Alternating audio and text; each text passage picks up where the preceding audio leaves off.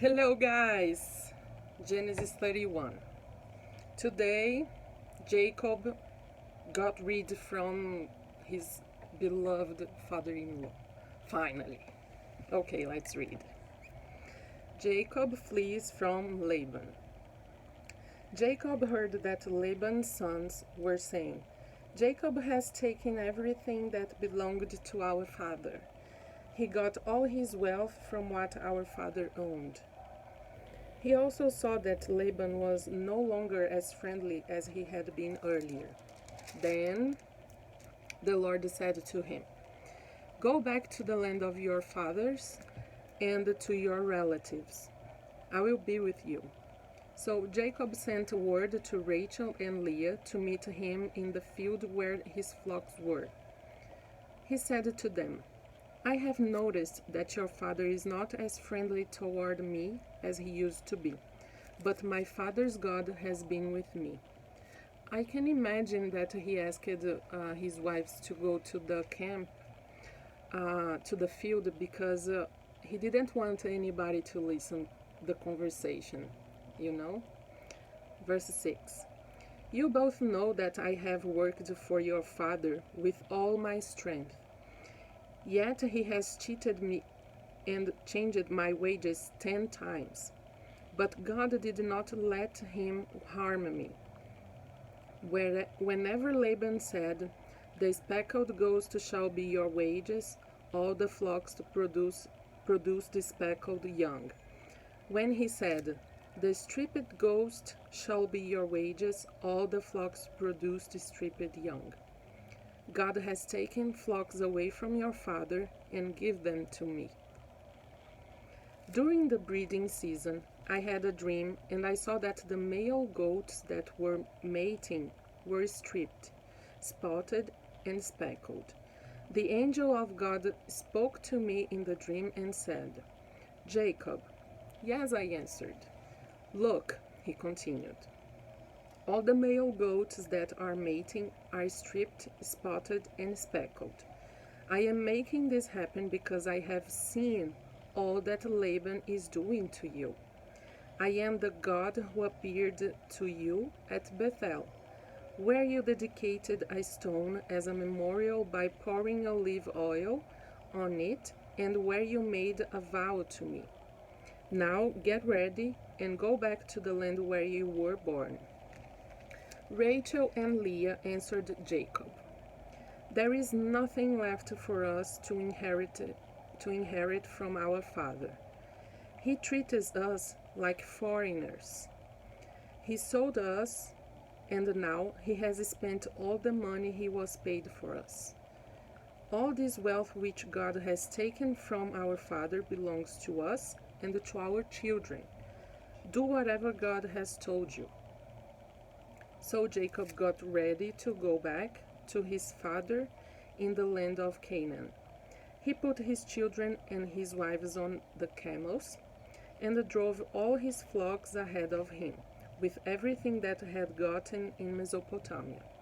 Laban had gone to shear his sheep, and during his absence, Rachel stole the household gods that belonged to her father. Jacob deceived Laban by not letting him know that he was leaving. He took everything he owned and left in a hurry. He crossed the Euphrates River and started for the hill country of Gilead. Laban pursues Jacob. 3 days later, Laban was told that Jacob had fled.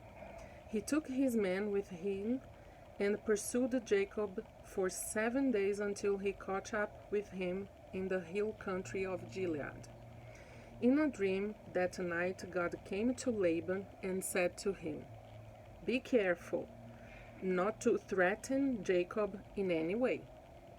Jacob had set up his camp on a mountain, and Laban set up his camp with his relatives in the hill country of Gilead. Laban said to Jacob, Why did you deceive me and carry off my daughters like women captured in war? Why did you deceive me and slip away without telling me? If you had told me, I would have sent you on your way with rejoicing and singing to the music of tambourines and harps. Okay, I believe that. You did not even let me kiss my grandchildren and my daughters goodbye. That was a foolish thing to do. I have the power to do you harm. But last night the God of your father warned me not to threaten you in any way. I know that you left because you were so anxious to get back home. But why did you steal my household gods? Jacob answered, These gods, household gods, they meant authority. And when Laban left the house to share the sheep, Rachel took this opportunity to steal these household gods, and they represented that the owner of them had authority. So Rachel kind of wanted her husband, Jacob, to have this authority and not his father anymore. But let's continue. Verse 30 again. I know that you left because you were so anxious to get back home. But why did you steal my household gods? Jacob answered, I was afraid because I thought that you might take your daughters away from me. But if you find that anyone here has your gods, he will be put to death. Here, with our men as witnesses, look for anything that belongs to you and take what is yours. Jacob did not know that Rachel had stolen Laban's gods. Laban went and searched Jacob's tent. Then he went into Leah's tent and the tent of the two slave women, but he did not find his gods. Then he went into Rachel's tent. Rachel had taken the household gods and put them in a camel's saddlebag and was sitting on them. Laban searched through the whole tent, but did not find them. Rachel said to her father, Do not be angry with me, sir, but I am not able to stand up in your presence. I am having my monthly period. Laban searched but did not find his household gods. Then Jacob lost his temper. What crime have I committed? He asked angrily. What law have I broken that gives you the right to hunt me down? Now that you have searched through all my belongings, that household article, have you found that belongs to you?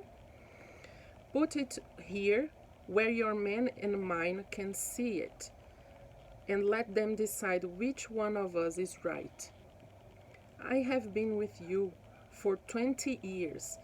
Your sheep and your goats have not failed to reproduce, and I have not eaten any rams from your flocks. Whenever a sheep was killed by wild animals, I always bore the loss myself. I didn't take it to you to show that it was not my fault. You demanded that I make good anything that was stolen during the day or during the night. Many times I suffered from the heat during the day and from the cold at night. I was not able to sleep. It was like that for the whole 20 years I was with you. For 14 years I worked to win your 2 daughters, and 6 years for your flocks. And even then you changed my wages 10 times. If the God of my fathers, the God of Abraham and Isaac, had not been with me, you would have already sent me away empty-handed. But God has seen my trouble and the work I have done, and last night he gave his judgment. And Jacob was pissed. The agreement between Jacob and Laban. Laban answered Jacob, "These young women are my daughters. Their children belong to me, and these flocks are mine. In fact, everything you see here belongs to me. But since I can do nothing to keep my daughters and their children, I am ready to make an agreement with you. Let us make a pile of stones to remind us of our agreement." Smart, huh? So Jacob got a stone and set it up as a memorial. He told his men to gather some rocks and pile them up. Then they ate a meal beside the pile of rocks. Laban named it Jegar Shehadutha, while Jacob named it Gilead. Laban said to Jacob, "This pile of rocks will be a reminder for both of us. That is why that place was named Gilead." Laban also said, "May the Lord keep an eye on us while we are separated from each other." So the place was also named Mizpah.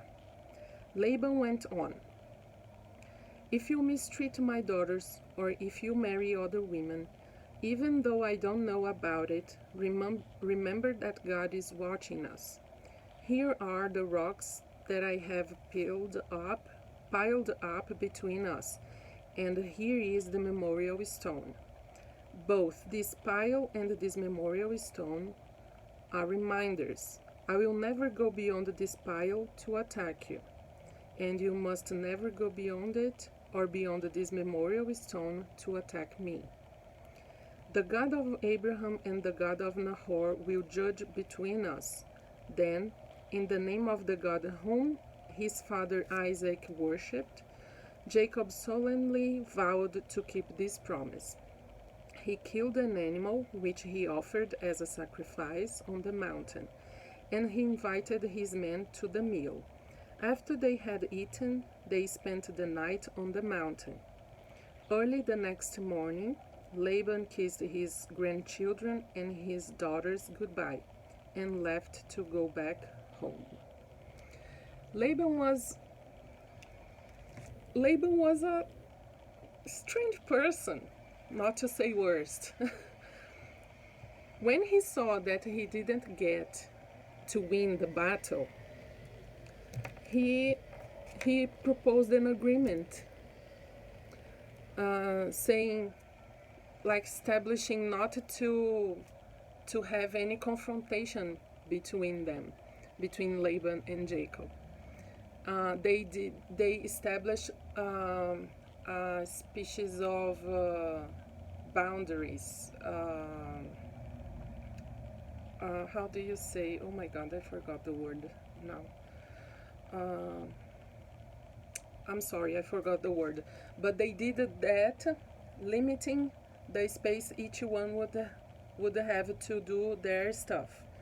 And as long as no one passed those limits, they would live in peace. Laban proposed this because he knew that if he didn't do that,